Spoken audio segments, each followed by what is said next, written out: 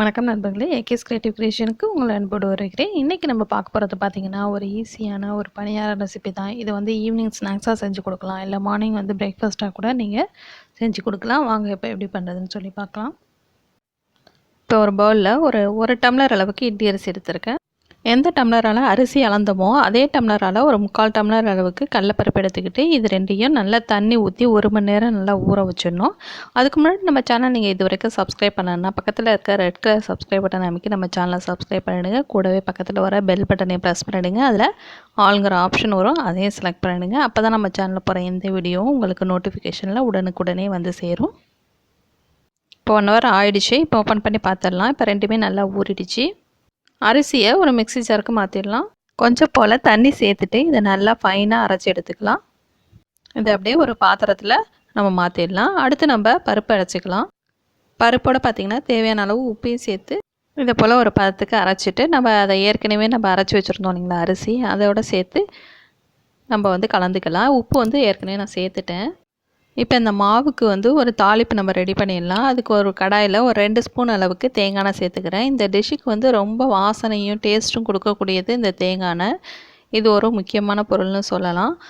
So நீங்கள் 2 spoon அளவுக்கு தேங்காய் எண்ணெய் சேர்த்துட்டு அந்த எண்ணெய் நல்லா சூடான பிறகு அதில் கொஞ்சமாக வந்து கடுகு சேர்த்துங்க.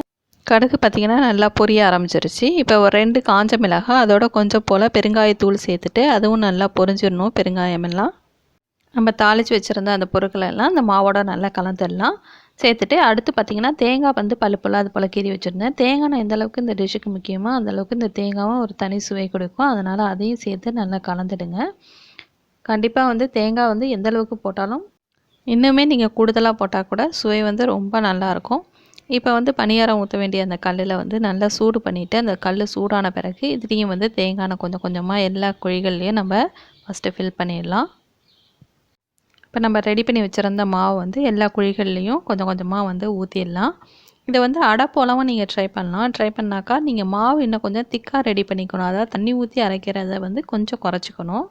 அந்தளவுக்கு ரெடி பண்ணிக்கிட்டால் அடையாக கூட நீங்கள் வந்து செய்யலாம். இப்போ ஒரு பக்கம் நல்லா வெந்துருச்சு, அதை வந்து இன்னொரு பக்கம் திருப்பிக்கலாம். இது வந்து நீங்கள் ப்ளைனாகவும் சர்வ் பண்ணலாம், இல்லைனா சட்னியோட இட்லி சாம்பார் அதோடலாம் சர்வ் பண்ணாக்கா இன்னுமே ரொம்ப கூடுதல் சுவையாக வந்து இருக்கும். இப்போ பனியாரம் பார்த்திங்கன்னா 2 பக்கமே நல்லா வந்து வெந்துருச்சு. இப்போ இந்த ஸ்டேஜில் நம்ம வந்து எல்லாத்தையும் எடுத்துடலாம்.